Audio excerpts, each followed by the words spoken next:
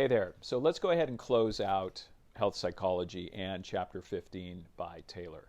First off, those of you who are really interested in staying in the health field and doing a little something in it, moving on to get a graduate degree in something related to health, absolutely take a look at the end of Chapter 15 by Taylor, because she goes ahead and outlines some of the different ways you can work with health psychology, different degrees you can get, etc.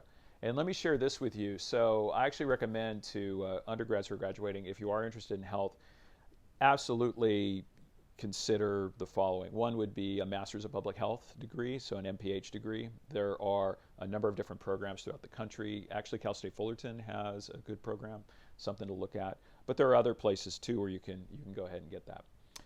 In addition, you can also think about social work. Now, social work, there's a great program out at USC, and becoming a social worker integrates some issues with health and healthcare because you're out visiting clients or doing whatever you're going to do. So, and health issues do come up. If you're checking on a household, that type of thing, you're going to see health issues. So you can integrate health that way. If you are interested in doing something a little more intense in health-related things, certainly a PhD in health psychology is a great idea.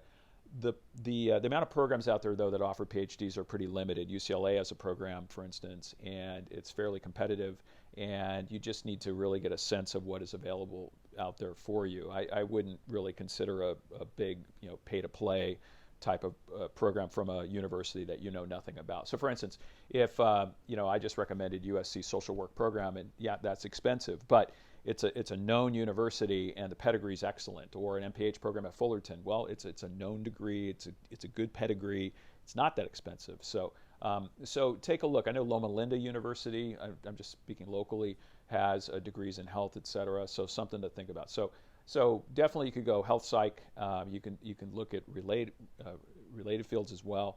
Community health is another area where you could get a PhD in, where essentially you're doing applied health psychology. So, and I think Loma Linda has a degree in that, and I think I know UCLA does. So, but those are the things you want to kind of look at. If you're really into quantitative methods and statistics, think biostatistics, think epidemiology. Fantastic, great stuff. So those are kind of the current options out there. You could also think about becoming a physician's assistant or go on into the medical field, et cetera. Health is fascinating, and in particular, I love public health. If I could kind of redo my career, I would either go public health or honestly sociology, and in particular medical sociology, and that would be another option too. Medical sociology would be another kind of field you can consider. So lots of things to consider. Now, none of those things I just mentioned would be on the final quiz on Chapter 15. But take a look at what Taylor says at the end of the chapter, at the end of Chapter 15, for what you can do in terms of becoming a health psychologist or working with this information.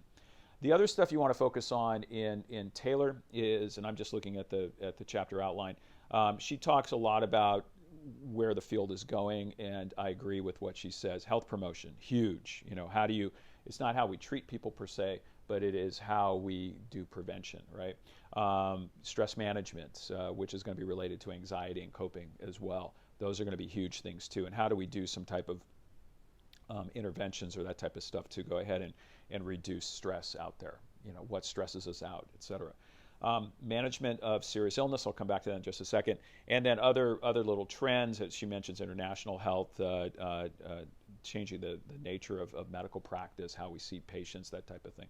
So those things are all important to kind of pay attention to kind of for the final quiz. The last thing I want to leave you with, and she does mention this in management of serious illness, but it gets back to the Kaplan article, which I talk about a whole bunch throughout the entire semester. Two main outcomes, two main goals of health based on Kaplan's work. The first one's got to be quality of life, right? What is your quality of life? What are you doing? How is whatever medications or remedies you're taking, how is that improving your quality of life? Is it hurting your quality of life? Okay, so those are all things that are super important. This next thing in terms of health, super important as well, is going to be this issue of mortality. In other words, is what we're doing, is it actually leading to people living longer, or is it not? And that was stuff that was covered in Kaplan as well way back at the beginning of the semester.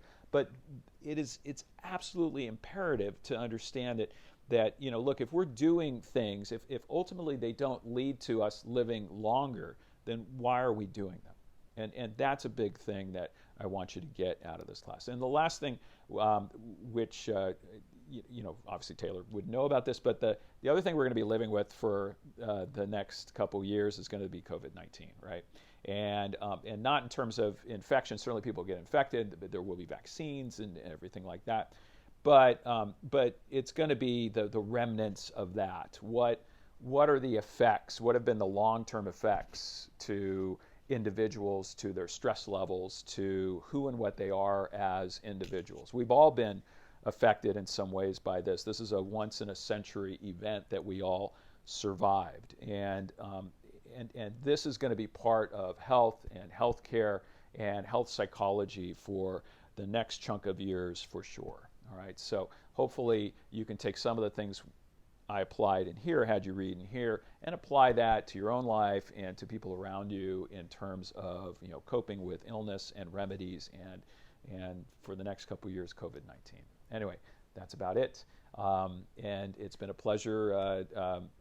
It's been a pleasure sort of seeing you. And anyway, keep up the good work, everyone. And that's it. Feel free to email me or whatever if you have any questions, and we'll go from there. All right. Thanks, folks.